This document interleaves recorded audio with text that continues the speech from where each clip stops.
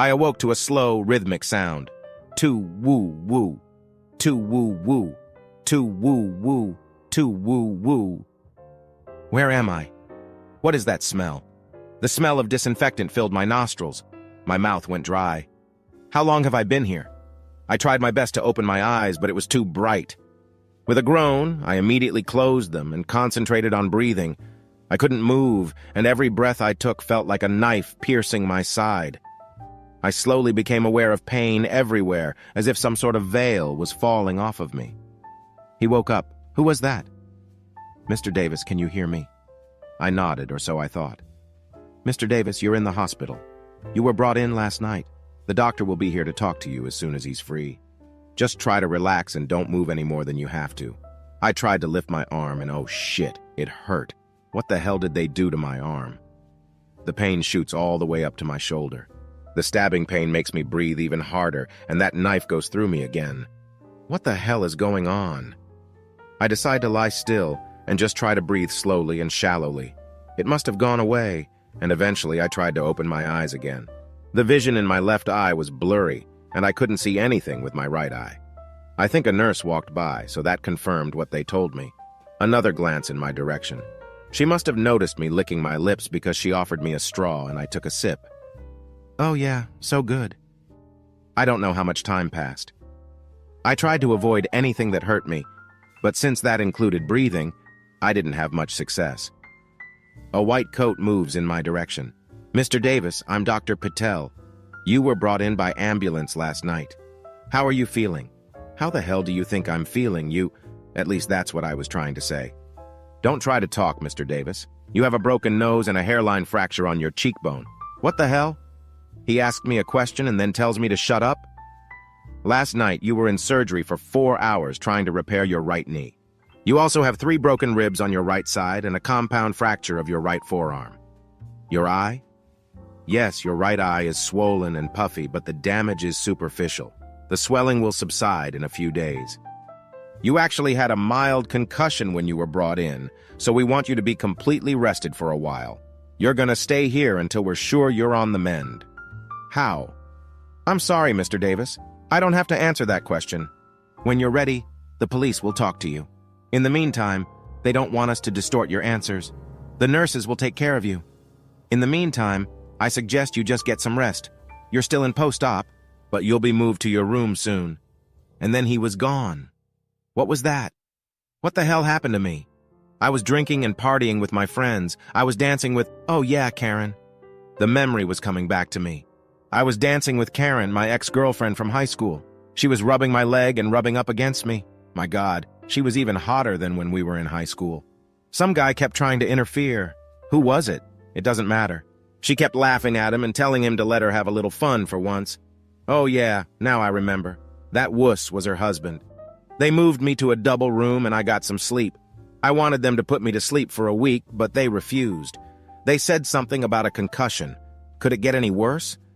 I don't think I slept much, but it's impossible to say for sure. Time passed slowly when I was awake, and I measured it in breaths.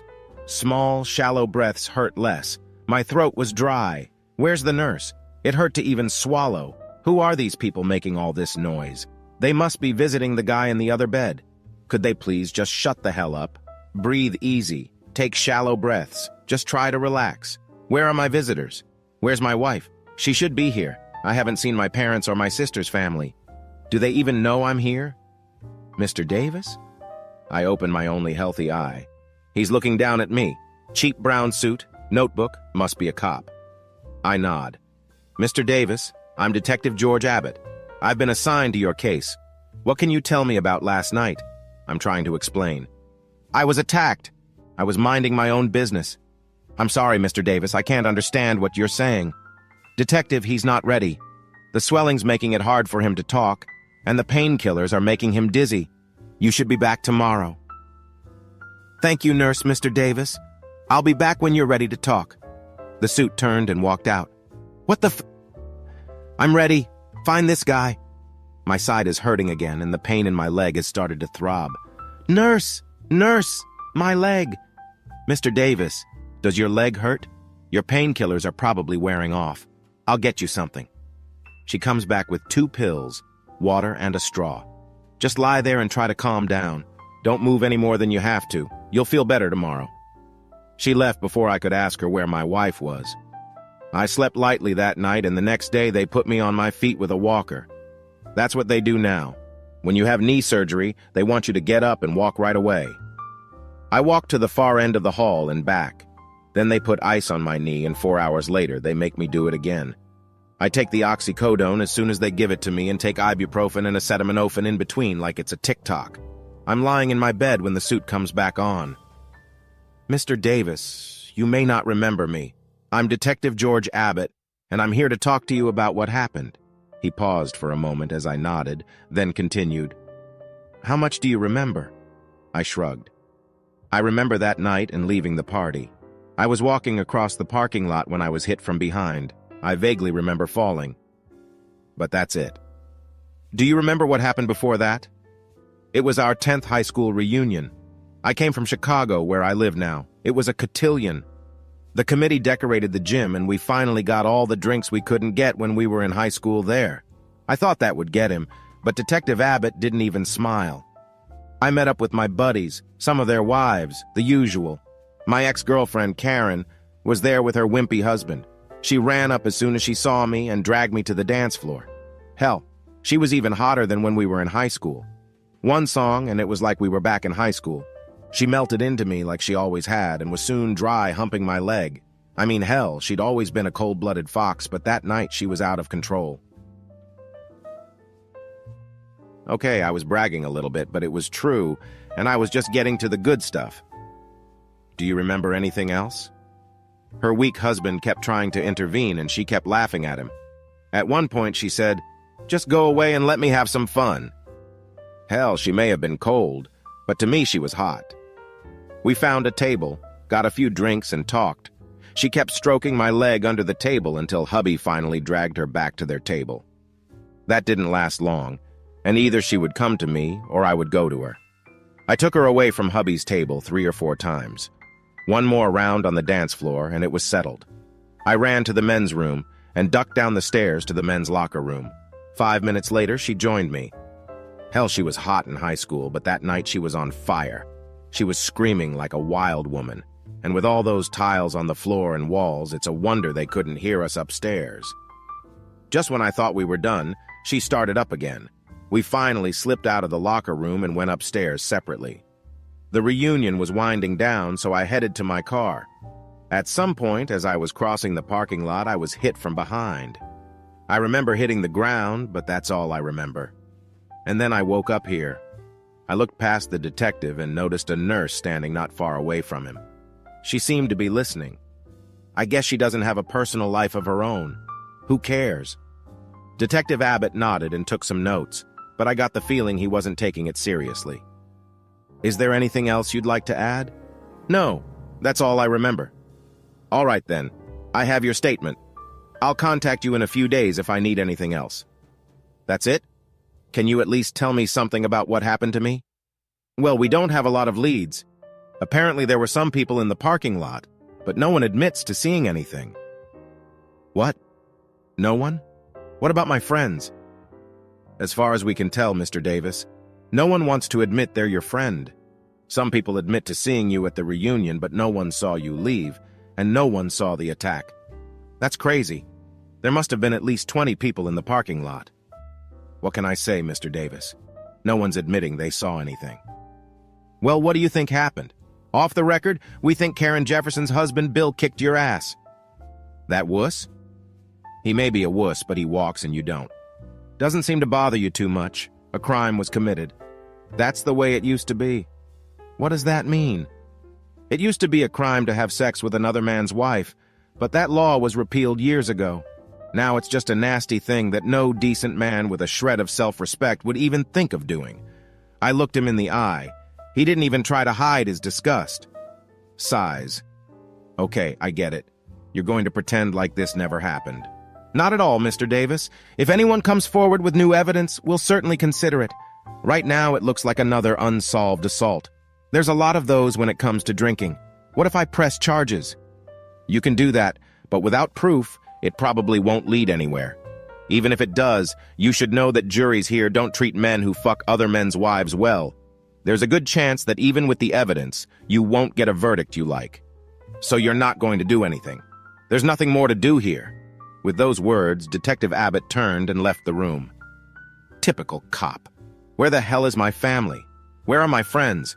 Why didn't my friends tell the police what they saw? Damn, I hated this sanctimonious city growing up, and I can't wait to get back to Chicago. That nurse who overheard me talking to the detective is still in the room. Nurse? Do you have a minute?" She looks annoyed, but she comes over to me. "My wife has been notified that I'm here?"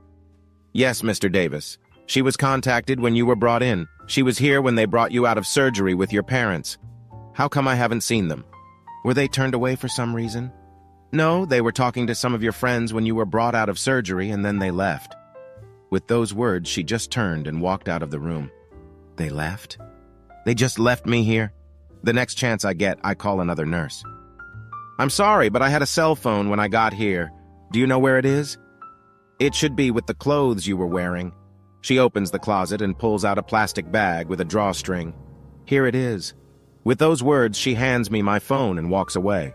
The phone is dead. After lunch, they take me to rehab. They make me walk back and forth and tell me it's good for my recovery. The pain in my knee is indescribable. During therapy, they make me bend my knee.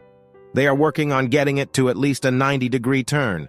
It's about 45, and I feel like screaming in pain.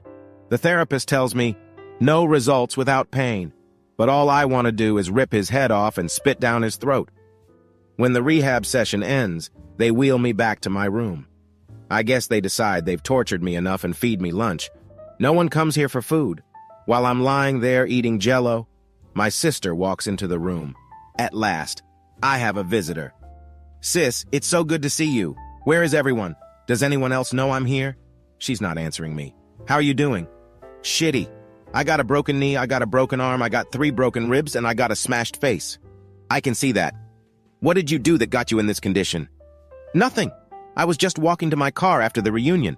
She's ignoring my answer. "Mom and Dad were worried about you." "Why aren't they here?" "The nurse told me they were here when they wheeled me out of surgery, but then they left." "We were all here." "Why did you all leave?" "Damn it. I've been here for almost 24 hours and I haven't seen one friendly face since I got here." She ignores what I said and just seems to be looking around the room. "Well, at least you're here. I'm really glad you're here." I pull out a short straw. "What?" "I was with Mom and Dad along with Janet, her parents, and her brother." "Janet's here. My wife came down from Chicago, but she didn't bother to see how I was doing." "Bill and his parents were here too." "Bill? Who's Bill?" And then it hit me. The detective said Karen's husband's name is Bill. Bill Jefferson. I believe you met him last night. Why was Jefferson meeting my parents? When are Mom and Dad coming? I don't know if they're coming. Like I said, I drew the short straw. What is that supposed to mean? It means we're not proud of you at all right now, little brother. You've embarrassed the family. Disgraced? I was attacked from behind. I didn't even have a chance to defend myself. My sister leaned in close to my ear and whispered, "You fucked another man's wife, you sneaky piece of shit. Do you think Mom and Dad are proud of you right now? You think they want to show up at church next Sunday? Do you know what it was like for them to come face to face with Bill and his family and admit that they raised a despicable coward who sneaks around behind another man's back and fucks his wife? It wasn't my fault. She wanted it. A man can't resist that kind of pressure." By this time, she had straightened up again. She looked me in the eye and said, "You are not just a man. You're a married man. And don't give me any of that bullshit about you being a victim. Everyone at the reunion is talking about how you went after her." Oh, she wanted it. It wasn't just me. Pig! So what if she wanted it? You could have shown some character and not embarrassed the whole family. I wasn't going to win this argument today, and I needed someone to help me. Okay, maybe I could have behaved better, but it's all water under the bridge now. Nothing. When's Janet coming? Does she know? How angry is she? Well, she had a long talk with Bill and some of your former classmates, so take a wild guess. How did they find out? My sister shook her head. Oh, I don't know. Let's see. Karen was screaming in the tiled room just below the dance floor, screaming like someone was being murdered. A few men ran down to the basement, followed by a few women, and everyone saw you two fucking like animals. Did you know there are cell phone videos, multiple cell phones? Do you know what it was like for your wife to watch those videos? Do you think our parents liked it? Do you think Janet's parents liked it? You fucked up big time, little brother, and you're not gonna get away with it this time. I'm gonna tell everyone you're okay. And with those words, my big sister, who looked after me when I was little and protected me on the playground when the big kids bullied me, turned and walked out of the room, leaving me alone. A day passes, and I spend it with an ice bag on my knee, swallowing painkillers. I can't even take a shit without calling the nurse to help me get there. I have one more walk down the hallway and back, and I'm eating a dinner that wouldn't even pass for a meal in a kennel. All the while, I'm trying to think of what I'm going to say to Janet. These videos are going to be hard to refute. Eventually, I fall asleep. The next day, the nurse tells me I'm going home and that I'll need help for a few weeks while I continue physical therapy. I ask the nurse to call my parents. They will have to accept me no matter how upset they are. One more walk down the hall, a course of therapy, a large bag of ice and some pills, and I'm ready to go. The nurse tells me my parents are waiting for me downstairs, and I breathe a sigh of relief. My relief was premature. When I got to the doors of the hospital, I was happy to see that they were waiting for me. Everyone was there, including my parents, my sister, and even my wife and her family. I had been forgiven. Once again, my relief was premature. My loving wife walked over to my wheelchair, reached behind my back, and then slapped me in the face with everything she had. "You bastard!" she shouted, and then turned and walked out the door accompanied by her parents. My mother walked over to me and I cringed. "You're still my son, and I love you, but I'm not ready to see you yet. We've agreed that you'll go to a rehab center until you can function on your own. Maybe by then we'll be ready to talk to you." My dad just said, "Don't count on it," and they both walked to their car. My wife's brother came up to me and said, "You know what I do for a living, right?" I said, "Yes, you're a lawyer." He dropped a thick envelope in my lap and said, "You have been served. The package contains a petition for divorce and a court order to stay away from your home, your wife, and your children until the case is heard." By the time I took my eyes off the envelope in my lap, it was gone too. "Sis, what's going on? Remember when I told you I drew the short straw? Now do you know what that means? Nobody wanted to come and see how you were doing. We drew lots and I lost." With those words, she turned and walked away. I thought that was it. But then I noticed another one leaning against the wall. If there was anger and sadness in my family's eyes, there was hatred and rage in his eyes. "Hey, Bill. I suppose you've come for your piece of flesh?" He straightened up, took a few slow steps toward the door, turned and said, "Get ready, Davis. I plan on taking it in installments." Then he disappeared. I thought there had been times in my life when I had been alone, but until that moment, I hadn't known what loneliness really was. Everyone I thought cared about me had turned their backs on me, all because of a little pussy on the side. What the hell was the big deal? The wuss was pissed. I understand that. But why my own family? I took a cab to a rehab center and settled in for 2 weeks of daily torture. They'd let me go when I could climb the stairs. In all this time, not a single person came to see me except my lawyer, and I paid him extra for that. I tried to call Karen, but she wouldn't return my calls. I later learned that she was struggling with her own divorce. My arm, ribs, and knee, not to mention my face, told me that Bill was not the forgiving type. I'll give her some time. Maybe she'll come to her senses. When I returned to Chicago, I found I still had a job, but I needed to find an apartment. The divorce was quick. It seems that although no one saw me get attacked in the parking lot, everyone lined up to testify about what they saw in the locker room. When it was over, my lawyer said I was lucky I kept my balls. That's the whole story of my reunion. I doubt anyone will forget about it anytime soon. I know I won't, so it's a dark story. In case you haven't noticed, I'm not a fan of men who fuck other men's wives. I like to think that most people strive to be decent, fail sometimes, and will take a stand when life demands it. I also like to believe in the power of forgiveness and redemption, but it's not always there when you need it.